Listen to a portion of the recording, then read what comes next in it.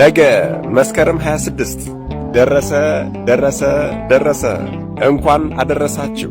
በጉጉት ስንጠብቀው የነበረው የጽጌ ጾም፣ በጉጉት ስንጠብቀው የነበረው ማህሌተ ጽጌ ደረሰ።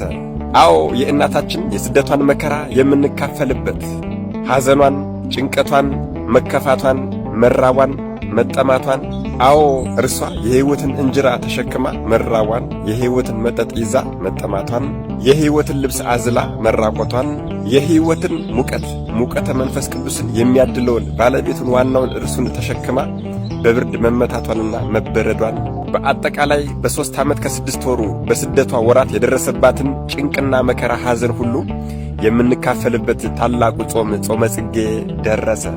እጅግ በጣም ይገርማል እኮ ታላላቆቹ የቤተ ክርስቲያናችን ሊቃውንት አባቶቻችን ቅዱሳኑ አባታችን አባ ጽጌ ድንግልና አባታችን አቡነ ገብረ ማርያም ዘደብረ ሐንታ በደረሱላት ማህሌተ ጽጌ በእየቀኑ በአበቦች እየመሰልነ ከልጇ ከወዳጇ ጋር ስናመሰግናት፣ ታላቁ የቤተ ክርስቲያናችን ሊቅ ቅዱሱ አባታችን አባ አርከስሉስ ደግሞ በደረሱላት በስደቷ ወራት የደረሰባትን ጭንቅ፣ ሐዘን፣ መከራ ሰቆቃወ ድንግል ብለው በጻፉትና በደረሱት ድርሰታቸው አብረን ሐዘኗን ሰቀቀኗን እንካፈላለን።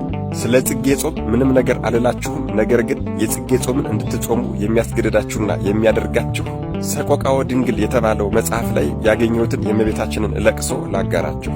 ሊቁ አባታችን አርከስሉስ በሰቆቃወ ድንግል እንደዚህ እያለ ይጠይቃል። የድንግል ለቅሶ። እንግዳይቱ ማርያም ሆይ በጨለማ እንደወደቅሽ እኔም አውታታው ልጅሽ በባዕድ አገር ልውደቅልሽ። ሰብአ ሰገል የጥበብ ሰዎች እጅ መንሻና ስግደትን ያቀርቡለት ዘንድ የተወለደው የእስራኤል ንጉሥ ወዴት አለ ሲሉ በግልጽ ሰምቶ ያን ጊዜ ሄሮድስ በቀናት እሳት ነደደ። ሕፃናትንም ይገድሉ ዘንድ አንድም ሕፃን እንዳያስቀሩ ለወታደሮቹ አዋጅን ነገረ። በአዋጁ መሠረትም እነዚህ ጨካኝ ወታደሮች 144,400 የቤተልሔም ሕፃናትን ፈጁ። በዚህ ጊዜ አረጋዊ ዮሴፍ መልአኩ በሕልሙ ተገልጾ በነገረው መሠረት እናትና ልጁን ይዞ ወደ ግብፅ ተሰደደ። እሷም እያለቀሰች የልጄ ደም ሲፈስ ከማይ እኔን አስቀድሞ ይግደሉኝ አለች። ማርያም እምቦሳ ከበረቷ ወደ የት ሄደች? በቤተልሔም ፈለግኳት፣ ግን አላገኘኋትም። የገሊላ ሴቶች አይታችኋት እንደሆነ እጠይቃችኋለሁ። ወደ ሄደችበት ሁሉ በለቅሶ እከተላት ዘንድ ወሬዋን ንገሩኝ፣ መንገዱንም አሳዩኝ። እናት የሌላት ብላቴና ወንድ ልጅ አዝላ ወደ ዱር ስትሸሽ አያችሁን?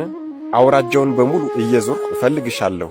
ድካም ያልለመድሽ ፈጣሪን ያዘልሽ ማርያም ሆይ ድካምሽ ፍህም ሆኖ አቃጠለኝ። ታናሽ ብላቴና ሙሽራ ሕፃን ልጅ ተሸክማ በጎዳና ላይ ስትሄድ አያችሁን ብዬ አመድ ነስንሼ ትቢያ ለብሼ እፈልግሻለሁ። ማደሪያ የሌለሽ ወደ ቁስቋም የሄድሽ ማርያም ሆይ ስደትሽ እሳት ሆኖ አቃጠለኝ። የኢየሩሳሌም ቆነጃጅት ሆይ ማርያምን በቁስቋም ተራራ በጫካውም ካገኛችኋት በመከረኛው ዓለም በጭንቀት ያለሁ የእኔን የጎስቋላ አገልጋዩን ለቅሶ ትነግሩልኝ ዘንድ በኃያሉ አምላክ ስም አምላችኋለሁ። በምናቤ ወደ ኢየሩሳሌም ለምስጋና በወጣሁ ጊዜ ያለ